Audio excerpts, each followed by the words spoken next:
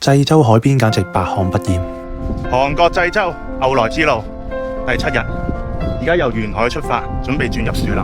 今日係行路段16，相對上呢冇乜打卡嘅景點，主要都係頭半段嘅沿海同埋後半段嘅上山。不過亦都可以俾我趁呢個機會，將前幾日嘅匆匆忙忙改為調整腳步，靜落心嚟，好好同自己對話。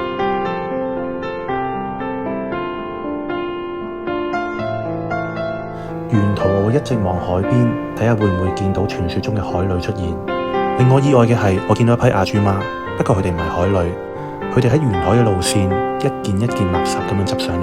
你哋會見到一大袋一大袋嘅就係佢哋今日嘅收穫，我非常敬佩佢哋。有樣嘢可以吐槽嘅就係牛來之路嘅官方路線，可能怕我哋悶，同時亦都想多啲靚嘢俾我哋睇。哪怕柏油路同小路係平排，佢都指引我哋去行比較難行崎嶇嘅小路。最好笑嘅係，原來唔止我一個會吐槽呢樣嘢。中間見到一班好可愛嘅幼稚園小朋友，佢哋會一直鞠躬同我講阿里阿西哦。完咗海邊路段就係我最討厭嘅上山路段。好彩呢座山比較矮，可以好快咁登頂，然後狗衝落山。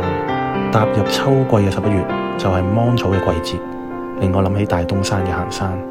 呢個景冇乜特別，純粹覺得佢好靚，大家好好欣賞。最後到達嚟緊3晚逗留嘅濟州民宿。